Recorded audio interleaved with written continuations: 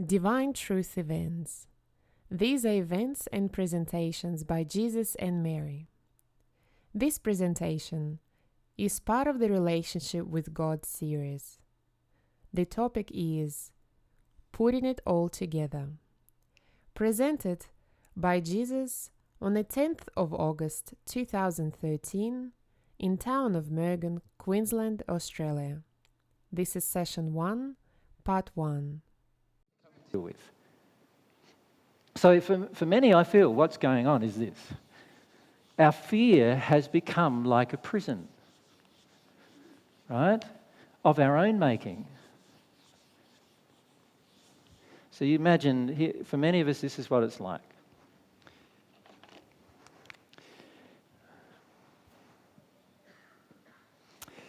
This is what it's like. We've got this prison. And our fear, by the way, dictates how big the prison is. So the less fear we have, the bigger the prison is. In other words, we have more freedom. Right?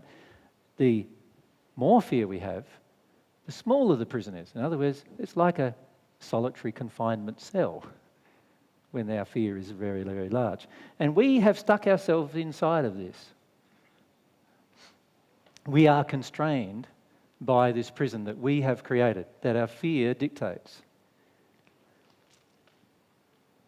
And while that remains the case, you will only allow yourself, even when you discover divine truth and you discover the way to God is through emotional change, you will find that you will only allow yourself to experience emotion that the boundaries of your fear will accept.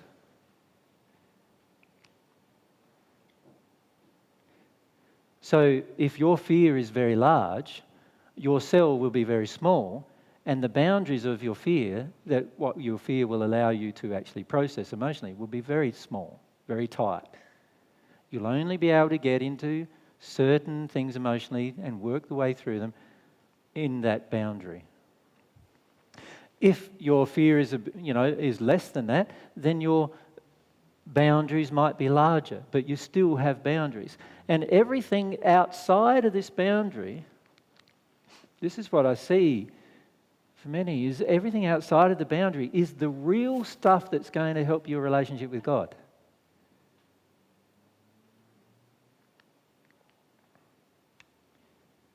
Feeling that's going to help your relationship with God the most. Feeling this and anything inside of it will only do what? It will only let you have a relationship with God that's constrained by exactly the same boundary. That's all it's going to do. Your whole life, for the rest of your life, will be dictated to by what your fear will allow you to experience. And unless that changes, unless something changes where your fear and what it allows you to experience grows, nothing will change in your life.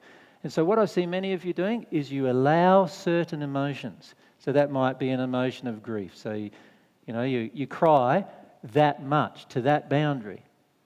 And that might be the direction of your grief. You cry to that boundary, you will cry no more. Because your fear is telling you to stop. And you honour your fear before you honour anything else.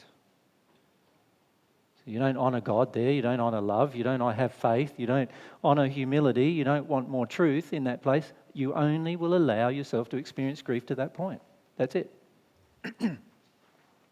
Some of you will only allow yourself to experience grief if it's a spirit with you.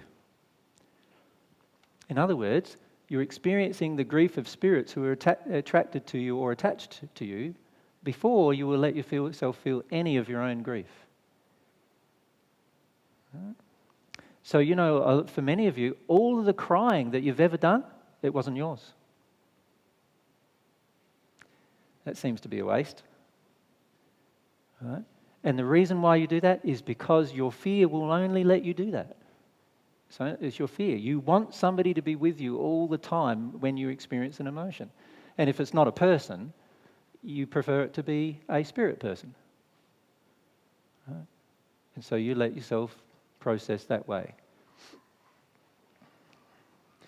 So, some of you are complete denial of this level of control that you have over your lives with your fear.